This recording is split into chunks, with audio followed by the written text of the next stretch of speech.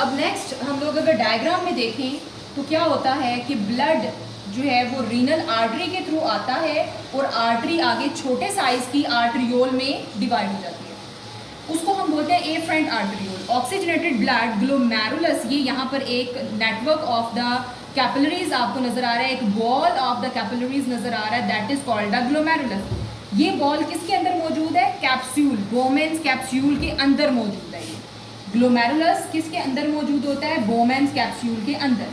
तो अब इसके अंदर ब्लड की सप्लाई कैसे हो रही है? आर्टरी से आया ब्लड किसके अंदर? एफरेंट आर्टरियोल, और एफरेंट आर्टरियोल से ऑक्सीजनेटेड ब्लड आया ग्लोमेरुलस में, और ग्लोमेरुलस से ये ऑक्सीजनेटेड ब्लड रिमूव कैसे हो रहा है? इफरेंट आर्टरियोल के थ्रू। यहाँ पर मैंने ब्लू कलर शो किया है ऑक्सीजनेटेड ब्लड के लिए, और ब्लैक कलर मैंने शो किया है डीऑक्सीजनेटेड ब्लड के लिए।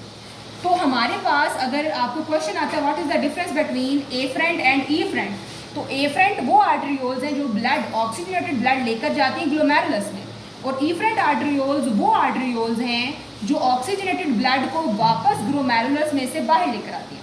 अब ये ईफरेंट आर्टरियोल जैसे ही ये आगे की तरफ मूव करती है तो ये दो ब्रांचेस में डिस्ट्रीब्यूट हो जाती है।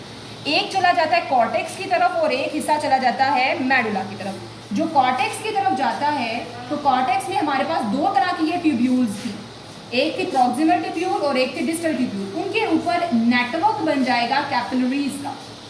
जैसे आपको ब्लैक कलर की ये ट्यूब्स नजर आ रही है और उनके ऊपर नेटवर्क किसका है? कैपिलरीज का। तो इन ट्यूब्स के ऊपर जो ये नेटवर्क बना हुआ है कैपिलरीज का, इस कैपिलरीज के नेटवर्क को हम बोलते हैं पेरिट्यूब्यूलर कैपिलरीज। क्या बोलते हैं इसे? पेरिट्यूब्यूलर कैपिलरीज। अब दूसरी जानिब ये ब्रांच जो एक गई थी ऊपर कॉर्टेक्स की तरफ तो दूसरी गई थी मेडुला की तरफ। अब वो दूसरी जो मेडुला की तरफ जाती है वो ब्रांच, और फर्दर यहाँ से जो पेरिट्यूब्यूलर कैपिलरीज में से ब्रांच वापस आती है यहाँ पर, और ये दोनों मीट कर जाती हैं। और देन ये जब डाउनवर्ड रन करती है लूप ऑफ हेनले के साथ, यानी ये असेंडिंग लूप ऑफ हेनले की तरफ से नीचे जब जा रही होती है, तो वहाँ से ये क्या करती है? ये ब्लड की सर्कुलेशन इस तरीके से हो रही होती है। अब यहाँ से ये हमारे पास क्या है? Oxygenated blood. लेकिन ऑक्सीजनेटेड ब्लड जब ये दे देती है तो उसके साथ ही ये डीऑक्सीजनेटेड ब्लड को भी कलेक्ट करना शुरू हो जाती है, और ये एक वेन हमें, यानी एक हमें ब्रांच ऑफ द वेन नज़र आ रही है। तो एक तरफ से हमारे पास आर्टेरियोल नीचे की तरफ जा रही है और दूसरी तरफ से ये वेन वाला पार्ट है, यानी एक तरफ है ऑक्सीजनेटेड ब्लड और दूसरी तरफ है डीऑक्सीजनेटेड ब्लड। अब ये जो पूरी एक लूप बन गई है हमारे पास, लूप ऑफ हेनले के ऊपर कैपिलरीज की जो एक लूप बनी है, इस लूप को हम बोलते हैं वेसा रेक्टा। और यहाँ से ब्लड कौन से वाला? डीऑक्सीजनेटेड। अब डीऑक्सीजनेटेड ब्लड यहाँ से निकलेगा एक रीनल वेन ब्रांच के थ्रू, और आखिरकार वो चला जाएगा रीनल वेन में, और वहाँ से फिर वो किडनी से रिमूव हो जाएगा।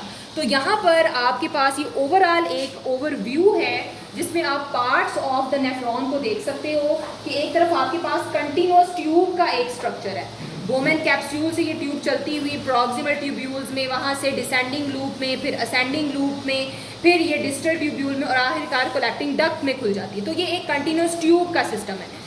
लेकिन दूसरी जानिब ब्लड की सप्लाई भी मिल रही है, और ब्लड की सप्लाई किस तरह से मूवमेंट कर रही है? ग्लोमेरुलस है, इसके पास ब्लड लेकर आने वाली एफरेंट आर्टरियोल है, इधर से ब्लड लेकर जाने वाली ईफरेंट आर्टरियोल्स हैं, फिर ऊपर वाले हिस्से को जो ब्लड सप्लाई मिल रही है वो पेरिट्यूब्यूलर कैपिलरीज की वजह से मिल रही है, और नीचे वाले पार्ट को मिल रही है वेसा रेक्टा के थ्रू।